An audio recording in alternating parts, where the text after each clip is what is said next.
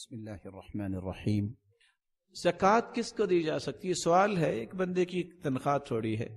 زکوٰۃ کے بارے میں قرآن نے 8 چیزیں بیان کی ہے۔ انما الصدقات للفقراء، فقیروں کے لیے زکوٰۃ۔ فقیر اس کو کہتے ہیں جس کے پاس ہے ہی کچھ نہیں۔ والمساکین، مسکینوں کے لیے۔ مسکین اس کو کہتے ہیں جس کے پاس کھانے پینے کے لیے تو ہے لیکن اس کا گزارا نہیں ہوتا، اس کو بھی زکوٰۃ دی جا سکتی ہے۔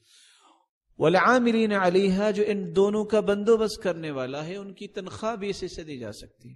والمؤلفۃ قلوبہم، تالیف قلب جن کی مقصود ہو، کسی کو مسلمان کرنا ہے عیسائی یہودی کو، تو اس پہ بھی خرچ کیا جا سکتا ہے۔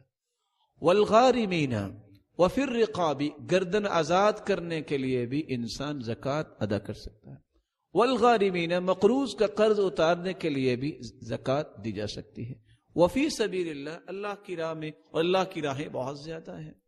وابن السبیل، مسافر پہ بھی زکوٰۃ خرچ کی جا سکتی ہے۔ ملینز کا مالک ہے، گھر میں سفر میں آیا، چوری ہو گیا سب کچھ، اس کو زکوٰۃ دی جا سکتی ہے۔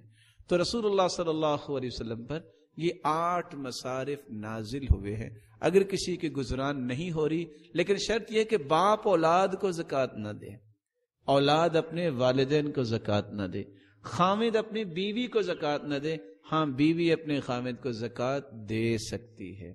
اسی طرح جو قوت والا ہے، کام کرنے والا ہے، غنی ہے، اس کو زکوٰۃ نہیں لگتی۔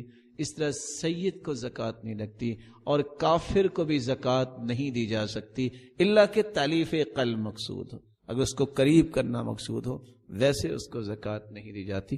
اللہ آپ سب کی حفاظت فرمائے۔ السلام علیکم۔